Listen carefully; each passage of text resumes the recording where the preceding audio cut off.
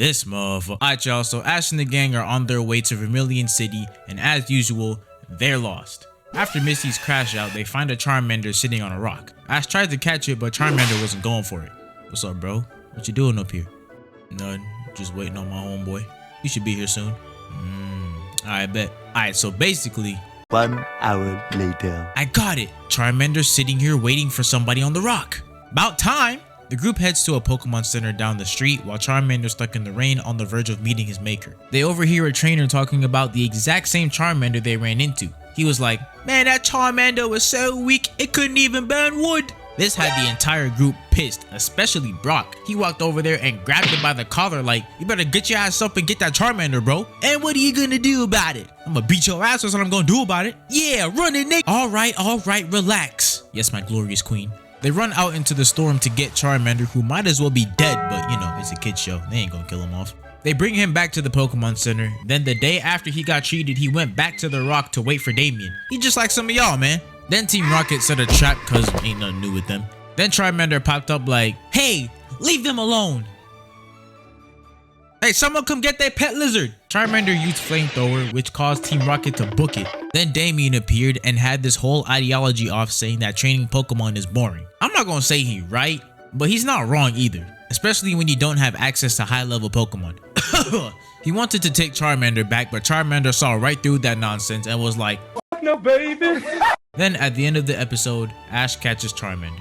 Ash is going for his 4th gym badge, and this episode just shows how dead ass this man is about his badges. He really took the time to team up with the ops just to put on a dress and a wig for a battle that he might not even win fairly. It didn't take long for him to get found out, but by this point Erica was just like, at this point, man, just run it.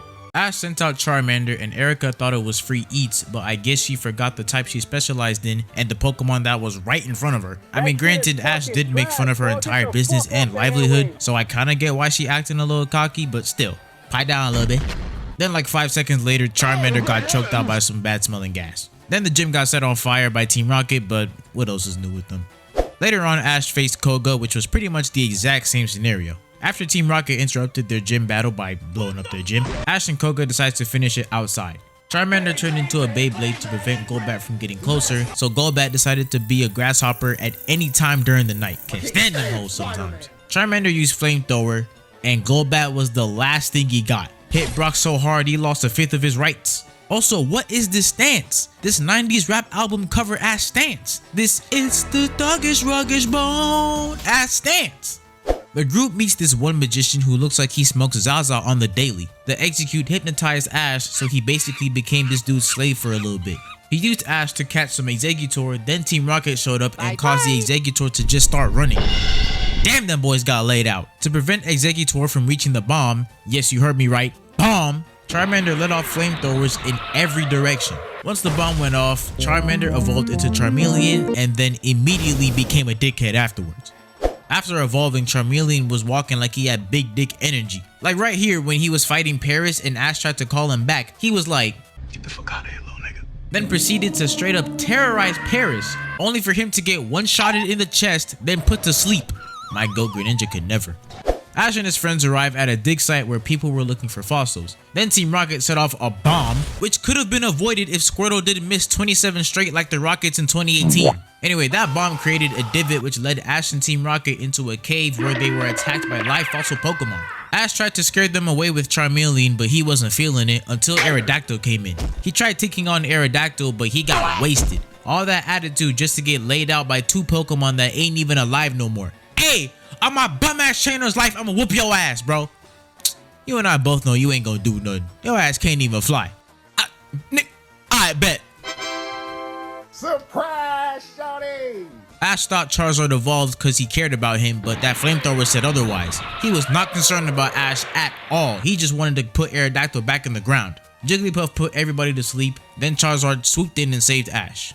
By this point, Charizard was getting stronger, but he got even more rebellious. Against Blaine, Ash got cooked the first time because he was too busy begging on his knees for Charizard to battle. But the second time, the unthinkable happened. Charizard listened to Ash without shooting fire in his face. Both Charizard and Magmar matched with Flamethrower, then Charizard caught and deflected a Fire Blast with his bare hands. Magmar nailed Charizard in the chest, slamming him into a wall. Then Charizard flew into the air, then came down like a freaking heat-seeking missile. While Ash was tweaking out, Magmar grabbed Charizard from behind, then dropped him and itself into the volcano. Yo, they're lucky they're fire types. Charizard emerged from the lava, then flew high up into the air. You wanna know why? Cause it's game time! Now in the Indigo League, Ash is about to face Richie in the 5th round. He falls for another Team Rocket scheme, which was a regular occurrence during this league, and spends a majority of the episode trying to get away from them. And since he had to use his entire team to do so, they were worn out by the time it came to fight Richie. Ash sent in Charizard as a last resort and forced Richie to switch to Sparky. Ash thought that God spared him from humiliation, but he didn't. Once Sparky came out, Charizard went tone deaf and was just doing anything. Then he decided to take a nap on the field, which caused Ash to be disqualified. What's crazy is that Ash wasn't even doing that bad. Like, for a rookie, he was cooking. I honestly think that if Team Rocket didn't get involved, Ash would have made it to at least the top 8. But no, Team Rocket wanted to beat Team Rocket and sabotage Ash's league run. After that BS loss, Ash took a trip to the Orange Islands. After getting his 3rd badge, he ran into a guy named Tad. He battled him with Charizard and absolutely stunned him with Poliwrath. Don't worry, I got you, Charizard. Yo, what's the problem, bro? Throughout the night, Ash was trying to help Charizard warm up, and it's here where he realizes that Ash ain't that bad after all. The next morning, Charizard fully recovered and finally listened to Ash. For real this time. Ash and Tad had a rematch and Ash straight up cooked him. Bro brought him up into the air and said, "It's yam time!" Ash takes on Luana for his final badge. Ash sends in Charizard and Pikachu against Alakazam and Marowak. Aw, yeah, I'm about to whoop some ass. Nah, legit, stay back. You too small to hang with the big boys. What you mean too small? I'm the son of Arceus. What are you talking about? Man, sit your little Mickey Mouse ass down, bruh. Mickey? Man, I'll take your ass on right now. What was that? I couldn't hear you. Oh, I bet. Hey, both of y'all, shut up and fight. Charizard used Flamethrower and almost turned Pikachu into some barbecued mouse. He then got trapped by Psychic, then Pikachu hit it with Thunderbolt to try and get it out. Yo, their team chemistry is terrible right now. Marowak landed Boomerang, then Alakazam slammed him on the ground only for him to get hit by more Boomerangs. Pikachu finally decided to do something other than be a bystander and let off his signature Let That Hoe Rip Thunderbolt. Pikachu got hit with Body Slam, but Charizard was there to catch it. So I guess they cool now? Pikachu used Thunderbolt on Marowak. Wait, hold up. Pikachu used Thunderbolt on Marowak. Let me read that again. Pikachu used Thunderbolt on Marowak. Yeah, I can't comprehend that. Charizard dodged a point-blank Hyper Beam, which allowed Marowak's bone to hit Alakazam, which just so happened to send Hyper Beam in Marowak's direction. Must have gave this man max luck along with not being able to age. After that, Charizard put up solid numbers against Drake, then embarrassed the first half of Johto. I swear, Johto is sorry as hell. This went on until he got to the Charizard Valley and realized that he might be a fraud. Hey, trying to go ban for ban? Alright. Damn! Charizard spent the whole night staring at the door like he ain't just walk in they trap and set their faces on fire. Then after beating Team Rocket, they were like, I guess you can roll with us. So now Charizard's training overseas. Until it was time for Claire. Dragonair dodged Flamethrower, then caught Charizard with Dragon Rage. It dodged Flamethrower again, then used Hyper Beam, which Charizard countered with Fire Spin. Charizard launched another Fire Spin, which evaporated the whole pool. Dragonair blocked another fire attack from Charizard. Yo, Ash, you mind changing the moveset a little bit? You've been letting out straight fire the entire time. Charizard got hit in the head with Iron Tail, then caught the second one, then brought it into the air. You wanna know why? Cause it's yam time! Oh, you know what? It's fine. Charizard caught Iron Tail again, then went high into the air again. Claire thought she could fool him a second time and put the shame on him, but she must have forgotten that Ash and Charizard are like these. Charizard used Fire Spin, then said, I hope he can take the heat, cause it's flaming game time!